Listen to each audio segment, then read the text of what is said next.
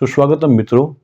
ધોરણ 10ના ગણિતમાં સુરેખ બહુપદીના ભૌમિતિક નિરૂપણ અંગે ચર્ચા કર્યા બાદ આ ખ્યાલ વધુ સ્પષ્ટ થાય એટલા માટે આજે આપણે એક ઉદાહરણ લઈએ. તો આજનો પ્રશ્ન છે, સુરેખ બહુપદી p of x બરાબર 2x + 3 નું ભૌમિતિક નિરૂપણ કરો અને તેના શૂન્યનો ભૌમિતિક અર્થ સ્પષ્ટ કરો. આપણે બહુપદી p of x આપેલી છે 2x + 3. આપણે બહુપદીનું ભૌમિતિક નિરૂપણ કરવાનું છે અને ભૌમિતિક નિરૂપણ થયા બાદ તેના શૂન્યનો ભૌમિતિક અર્થ સ્પષ્ટ કરવાનો છે. તો ચાલો શરૂ કરીએ. સૌપ્રથમ અહીં સુરેખ બહુપદી આપેલી છે p of x બરાબર 2x + 3, જેમાં x છે એ સુરેખ બહુપદીનો ચલ છે. હવે ચલ xના સ્થાને આપણે ભિન્ન કિંમતો મૂકી અને y બરાબર 2x + 3ની કિંમતો મેળવીએ. તો ચલ xને અનુરૂપ y બરાબર 2x + 3ની કિંમતો આપણે કોષ્ટક સ્વરૂપે દર્શાવીએ. તો સૌપ્રથમ xની ભિન્ન કિંમતો લઈ અને આપણે y મેળવવાની પ્રયત્ન કરીએ. તો y છે y1 બરાબર પ્રથમ yની કિંમત મેળવીએ. આપણે x છે xના સ્થાને આપણે -2 ઋણ 2 લઈએ તો 2 xના સ્થાને લઈશું આપણે -2 અને +3. તો 2 દુ 4 +- -4 +3 -4 +3 એટલે -1. તો આપણે જ્યારે x બરાબર -2 લઈએ તો yની કિંમત મળે છે -1. આ રીતે આપણે ફરી એક y મેળવીએ તો y2 બરાબર, હવે આપણે x બરાબર -2ના સ્થાને લઈએ 0. તો 2 કૌંસમાં 0 + 3 બરાબર 2 × 0 લખવાની જરૂર નથી, તો આવશે ખાલી માત્ર 3. તો જ્યારે x બરાબર 0 લઈએ 0 લઈએ ત્યારે y મળે છે 3. તો x બરાબર લઈએ છીએ આપણે 0 ત્યારે y મળે છે 3. હવે y3 મેળવીએ તો 2, હવે xના સ્થાને લઈએ આપણે 2 + 3. તો 2 દુ 4 + 3 બરાબર 4 × 3 = 7. આ રીતે આપણે x બરાબર -2 0 અને 2 લઈએ ત્યારે y -1 3 અને 7 મળે છે. xની અલગ અલગ બીજી કિંમતો પણ લઈ શકીએ આપણે અનુકૂળતા મુજબ અત્યારે આ લીધી છે. તો જ્યારે 2 લઈએ છીએ ત્યારે મળે છે 7. આ રીતે કોષ્ટકમાં કોઈ પણ 3 ભિન્ન કિંમતો લઈ x અને આપણે yની કિંમતો અનુરૂપ કિંમતો મેળવી શકીએ. હવે x અને yની કિંમતો મેળવ્યા બાદ આપણે x અને yની કિંમતોને આલેખ સ્વરૂપે નિરૂપિત કરશું. તો આપણે આલેખ પત્રમાં વાત કરીએ તો x અક્ષ અને y અક્ષ અહીં દોરેલા છે. તો x અને yમાં આપણે સૌપ્રથમ xની અનુરૂપ કિંમત -2 અને yની કિંમત ત્યારે -1 લઈએ.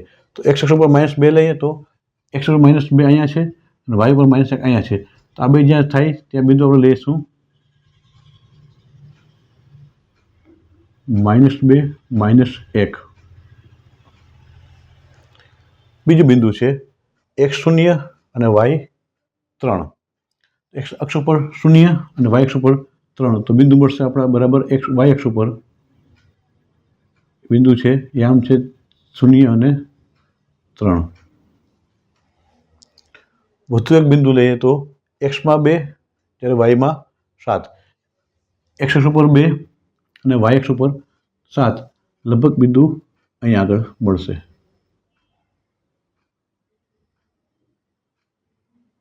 તો xમાં 2 અને yમાં 7. આ રીતે આપણે 3 બિંદુઓને આલેખપત્ર પર દર્શાવ્યા છે. હવે આ 3 બિંદુને જોડતી એક સુરેખા લઈએ તો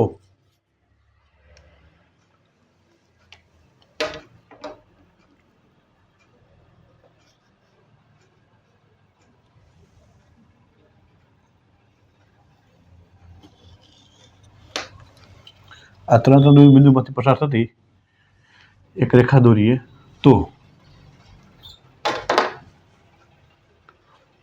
આ રેખા એક્સ અક્ષને -1 અને -2ની બરાબર વચ્ચે બિંદુમાં એટલે કે -1.1 શૂન્યમાં છેદે છે એવું કહી શકીએ. આ જે એક્સ અક્ષને છેદે છે જે બિંદુમાં એ બિંદુનો એક્સયામ -1.1 એ જ આપણા બહુપદીનું શૂન્ય થયું. હવે આપણે કહી શકીએ કે આલેખ પરથી સ્પષ્ટ છે કે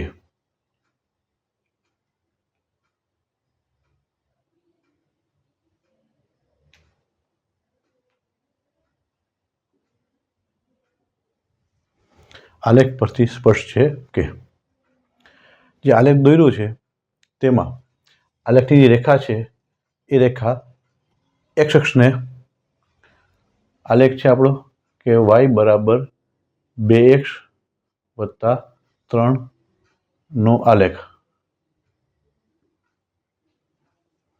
y બરાબર 2x + 3 નો આલેખ એક્સ અક્ષને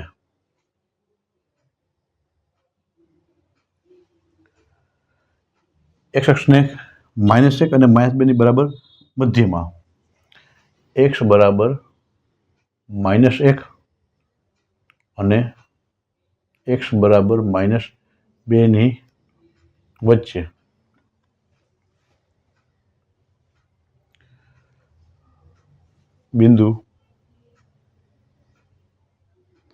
બિંદુની જામ લઈએ આપણે તો -1.1 શૂન્યમાં છેદે છે.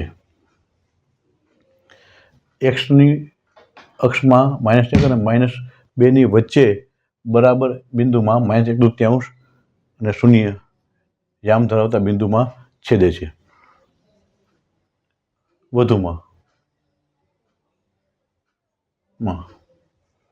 y બરાબર 2x + 3 શૂન્ય એ એક્સ અક્ષ સાથેના છેદબિંદુનો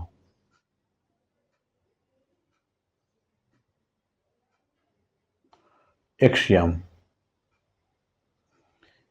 એટલે બરાબર -1.1 એટલે કે 2 × 2 ને 3 -3/2 છે. આ રીતે આપણે સ્પષ્ટ કરી શકીએ કે જે આપણે બહુપદી આપેલી છે 2x + 3 એનું આપણે આલેખપત્ર પર નિરૂપણ કરીએ તો જે એક્સ અક્ષને જે બિંદુ છેદે છે એનો એક્સયામ એ જ બહુપદીનું શૂન્ય મળે છે. આભાર.